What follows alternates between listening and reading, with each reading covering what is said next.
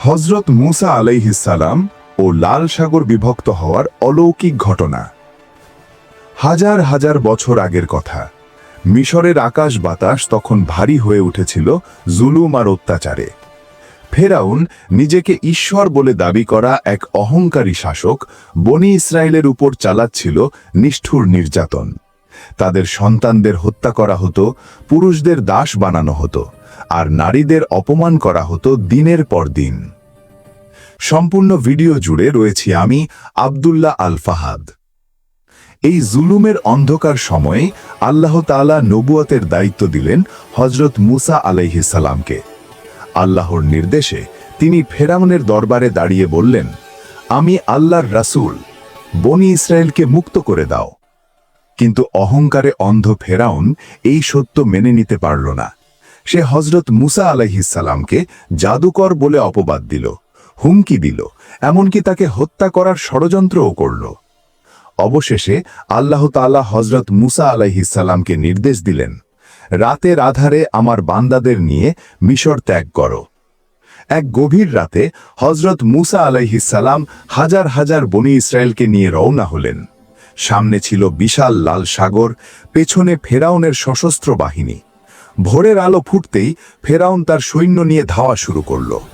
বনি ইসরায়েলের মানুষ আতঙ্কে চিৎকার করে উঠল, হে মুসা, আমরা তো ধরা পড়ে গেলাম, সামনে সাগর, পেছনে শত্রু। চারদিকে শুধু ভয় আর হতাশা। কিন্তু এই ভয়াবহ মুহূর্তেও হযরত মুসা আলাইহিস সালাম ছিলেন অটল। তিনি দৃঢ় কণ্ঠে বললেন, কখনোই না, আমার রব আমার সঙ্গে আছেন, তিনি আমাকে পথ দেখাবেন। আল্লাহ তাআলা তখন ওহী পাঠালেন, হে মুসা, তোমার লাঠি দিয়ে সাগরে আঘাত করো। হযরত মুসা আলাইহিস সালাম আল্লাহর আদেশ পালন করলেন। তিনি তার লাঠি দিয়ে সাগরে আঘাত করলেন। অলৌকিক ঘটনা ঘটল। বিশাল লাল সাগর দ্বিখণ্ডিত হয়ে গেল।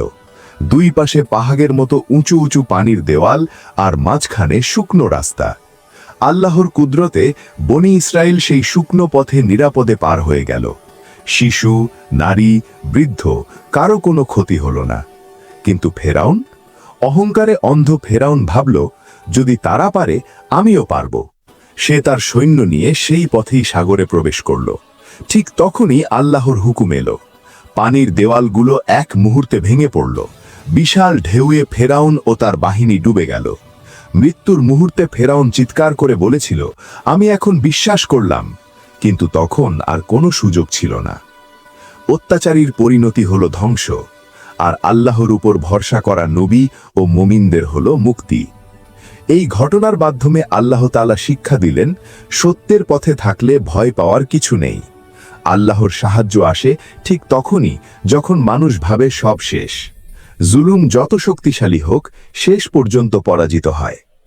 আজও এই ঘটনা আমাদের মনে করিয়ে দেয় যে আল্লাহর উপর ভরসা করে, তার জন্য অসম্ভব বলে কিছু নেই। আজ এই পর্যন্তই। দেখা হবে পরবর্তীতে নতুন কোনো রহস্যময় ভিডিওতে। ভিডিওটি যদি ভালো লেগে থাকে, অবশ্যই লাইক, কমেন্ট এবং সাবস্ক্রাইব করতে ভুলবেন না। ধন্যবাদ।